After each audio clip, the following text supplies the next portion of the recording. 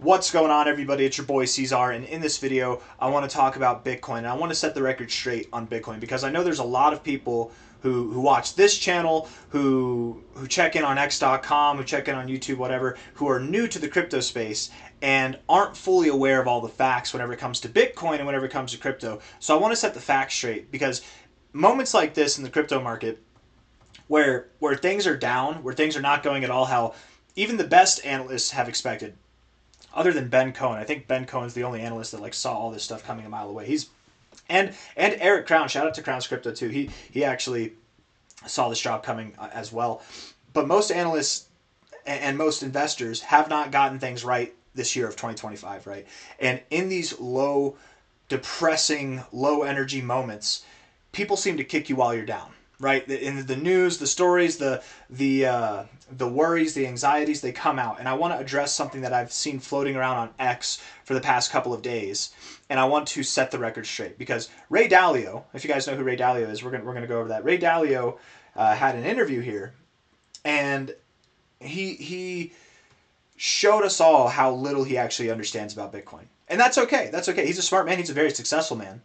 But he doesn't know about Bitcoin. He clearly doesn't know about Bitcoin. I'm going to play this here, and we're going to go over this. Okay, I'm going to point out where his flaw in logic is. Okay. Bitcoin is limited in supply and its perception of money. It is a form of money. It's perceived as money, as a storehold of wealth that is unlikely to be significantly held by central banks and many others.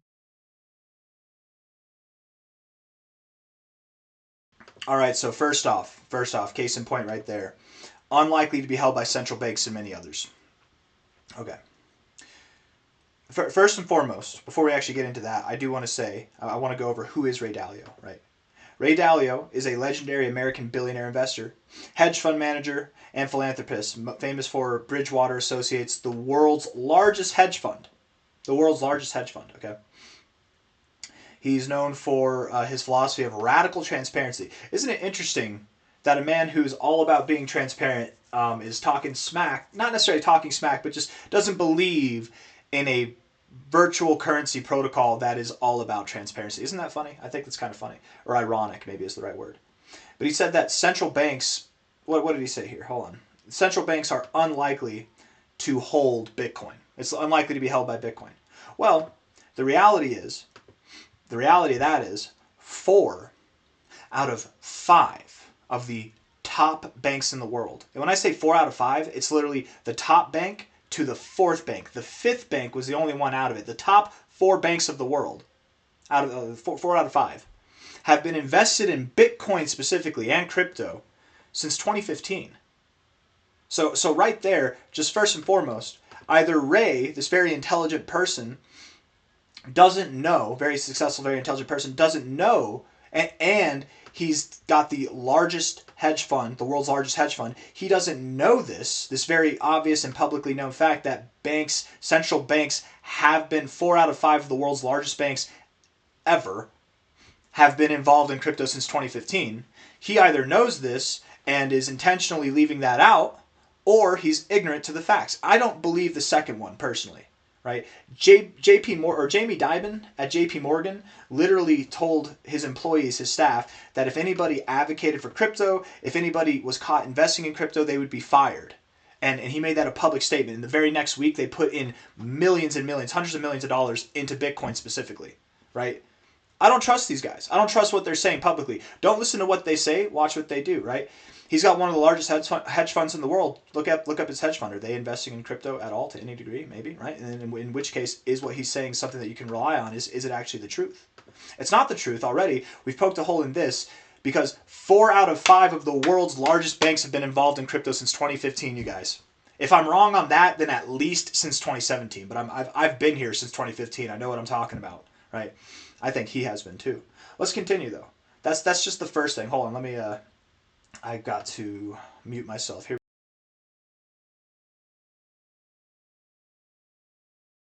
By central banks and many others because of a number of problems it has. It can transactions could all be followed in Bitcoin. One can monitor what the transactions are. Governments can monitor what the transactions are, and governments can interfere.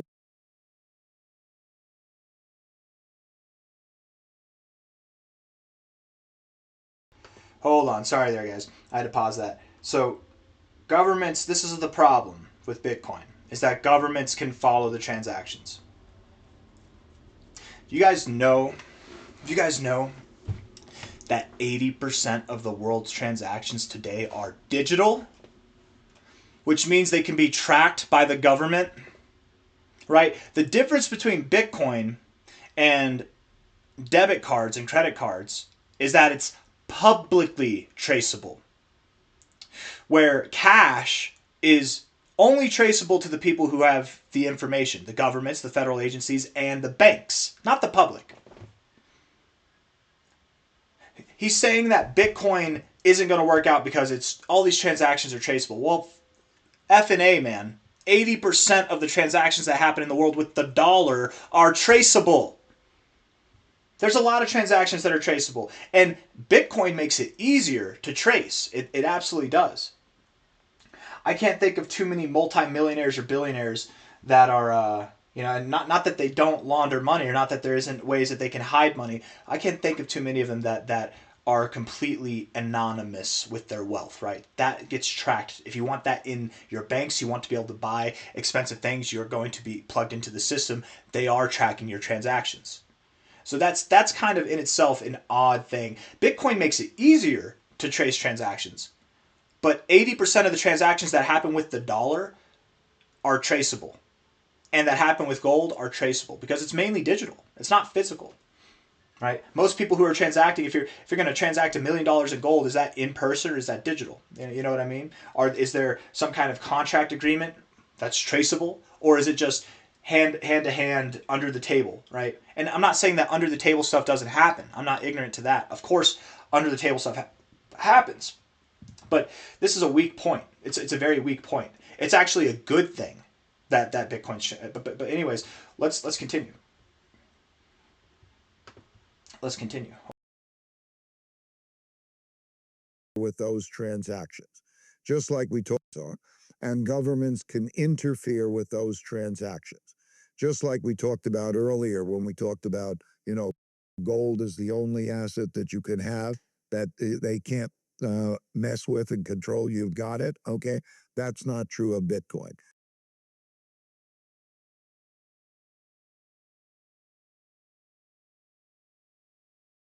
Okay. Sorry, I keep muting myself and then unmuting myself. It takes time, but I hope you guys heard that last part right. He says governments, they can interfere. Let's see, talked about earlier. Just like they can interfere with those transactions, right? And then they make a little note right here. This is Bitcoin, unlike gold, can be redirected if governments regulate the apps people use to trade it. They put this in because they're like, well, we want to add some truth to this, because what Ray Dalio just said was total bullshit. That's not true.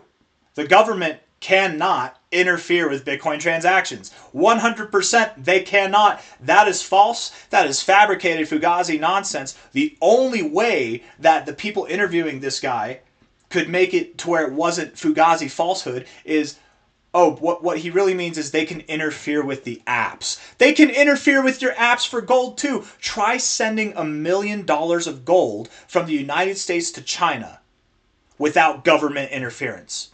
I could send $1 million of Bitcoin to China today without anybody knowing, without any approval, without any cross-border checks or anything. No taxes, no nothing.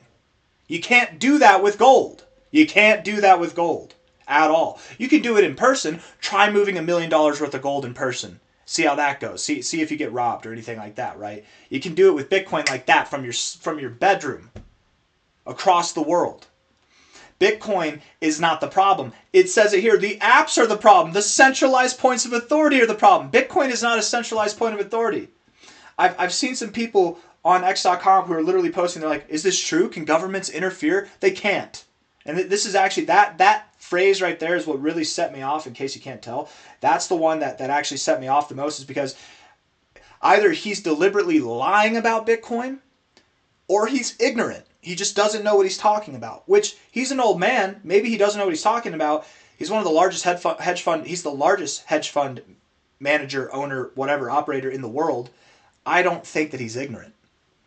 I think he's pulling a JP Morgan, a Jamie Dimon. He's BSing you. He knows. And the reason why, if he's one of the largest hedge funds, Bitcoin's going to disrupt probably a lot of the things that he's holding, right? No. Gold is the only thing that the government can't mess with. Yeah, try to send any sizable amount of gold to anybody in the world. We'll wait. We'll wait the days, the weeks it takes to get there. We'll wait the amount of checks it has to go through at every border it crosses through customs. We'll wait. And while we're waiting, we'll just send $1 million in Bitcoin to the same person and it'll get there in 5 minutes or less. And nobody checks it. Nobody gives it any kind of approvals or rejections or anything. You don't have any permission. You just have someone's wallet address and you send it there. And the government can't mess with it. And we have proof of this. Last cycle, you guys remember the Canadian truckers? You guys remember that? Do you remember what happened there? I was around last cycle. I remember what happened. Yeah, the Canadian truckers got shut out of their bank accounts. Right. As if Bitcoin is the only thing that the governments can control or trace or whatever. They traced and controlled their bank accounts. They shut them out, the Canadian truckers that were on strike. How did they continue to receive funding? How did they manage to keep their strike going? They got donated crypto, Bitcoin. And what did Trudeau, at the time, Canada's prime minister, what did he say? He said, if you continue to send Bitcoin, we're going to sue the blockchain. He basically said, he's like, we're going to sue the blockchain and we'll shut it down. He didn't know. He didn't know that you can't sue the blockchain. You can't stop these transactions from happening. They literally were like, you have to stop. If not, we're going to make you stop. They kept sending them. They could not make them stop because they do not own the blockchain. Nobody does. Everybody owns it together. There's no way to shut it down. There's no way to stop these transactions. Canada, one of the world's larger governing bodies, one of the world's more powerful, and it's not the most powerful. I'm not. The United States is the most powerful government country in the world, whatever, by military, by economic, GDP value, whatever. China, Russia, I get it. Canada's not like in the top 3, but it's definitely one of those higher up countries. It's a pretty modern country and pretty advanced compared to some countries in the world. They couldn't shut Bitcoin transactions down. Right? This was during the Biden administration. There were people from America sending Bitcoins to Canadians and these Canadian truckers. The Biden administration couldn't shut it down. No, these two countries even working together, shutting crypto down, and there was a very hostile environment in the last administration. They couldn't shut that shit down. And that was earlier. That was last cycle when the hashing difficulty for Bitcoin was lower, when it was quote unquote easier to control. It's only harder to control now. So this, and I'm on a whole different rant here. This is BS. This is total BS on his part. And he's either ignorant and doesn't know what he's talking about, which is unfortunate because he's a successful person. He's an old man. He's clearly smart. So it's like, why are you talking about things that you don't know about? But that doesn't sound like to me, that doesn't sound like somebody in that position. I think he knows what he's talking about and he's just spreading BS intentionally. Like all the gold bugs do. And that's fine. Not all the gold bugs, but a good bit of them, right? Anyways, let's about, gold is the only asset that you can have that they can't mess with and control. You've got it. Okay. That's not true of Bitcoin. And then there are other issues in Bitcoin, like we talked about the possibility, would somebody make synthetic gold like they would make synthetic diamonds as a risk? Well, in terms of Bitcoin being cracked, broken, all sorts of things, and controlled, it has those issues. Okay, so that's how I look at Bitcoin.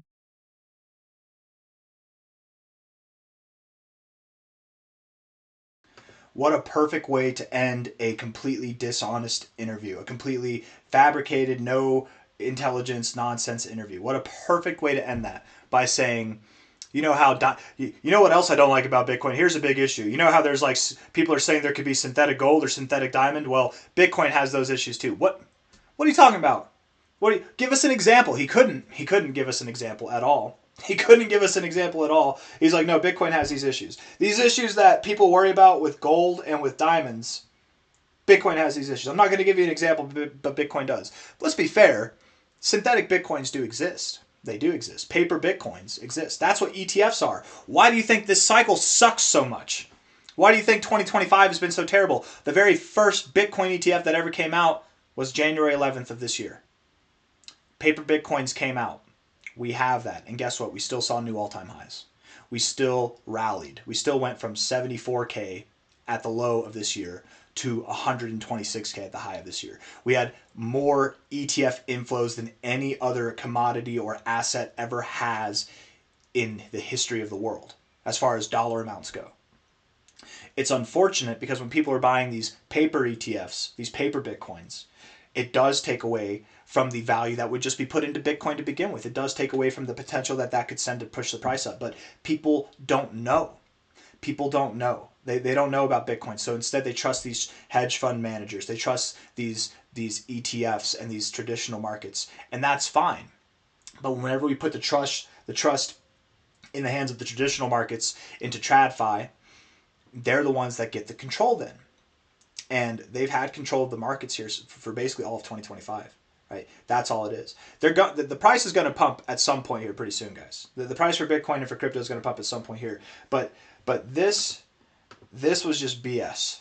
And I hope anybody and everybody who's watched this video, if you had any concerns about this interview, if you watched the whole interview in itself, I hope you're just a little bit more aware of what's happening here. Bitcoin could be cracked or broken. He gives no example of how. No, it can't be. People are worried about quantum computers. They don't understand how the algorithm works, do they? First off, getting a quantum computer to actually work and be online is going to be an impressive feat of itself. But then to be able to aim it at cracking the Bitcoin blockchain will be impressive in itself as well. If quantum computers become mainlined and anybody can access quantum computers and anybody can just hack the blockchain, guess what? Miners will use quantum computing to mine Bitcoin, which will increase the difficulty on a quantum level. Things, and I don't know. Nobody necessarily knows what it's going to look like if and when quantum computing comes online and is able to be directed in a way that's productive towards society. But it takes a lot of power. Quantum computers take a lot of power. If somebody was to crack the system and steal a bunch of money from people, billions and hundreds of billions, trillions of dollars at this point in Bitcoin, they would be traced. They would be found out. And not only that, if you crack the system, now your Bitcoins are worth nothing. Nobody's going to want to buy them from you. You might get a little bit, you might siphon off a little bit there, but you're going to spend all this money on a quantum computer. You're going to spend all this time researching just to basically break a system and not get anything from it. That's not a reasonable worry. Bitcoin can't be cracked. It can't be broken. And the only thing that is better, in my opinion, than Bitcoin is Bitcoin Cash. Bitcoin is digital gold. BTC is digital gold. But Bitcoin Cash is digital cash. And that's exactly what Bitcoin set out to be. So whether Bitcoin to you is BTC or BCH or whatever, they have the same genesis block. They have a lot of the same fundamentals, I should say. You can't F with that money.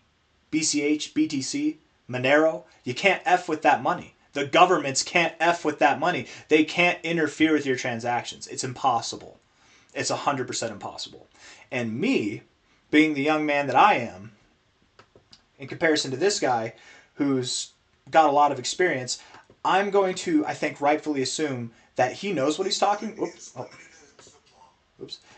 That he knows what he's talking about, but he's just full of it. That he's intentionally spreading ignorance, which is kind of BS on his behalf. Either that, or he just genuinely is ignorant. He doesn't know what he's talking about, and that's fine. But don't go on interviews talking about things that you don't know what you're talking about. Right? That's not a good look, Ray. Come on.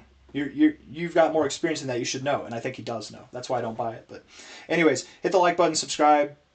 Ray Dalio is wrong. That's okay. He can be wrong. He's been wrong before. He'll be wrong again. I'll see you on the next one. Take care. Hit the like button, subscribe. Bye-bye.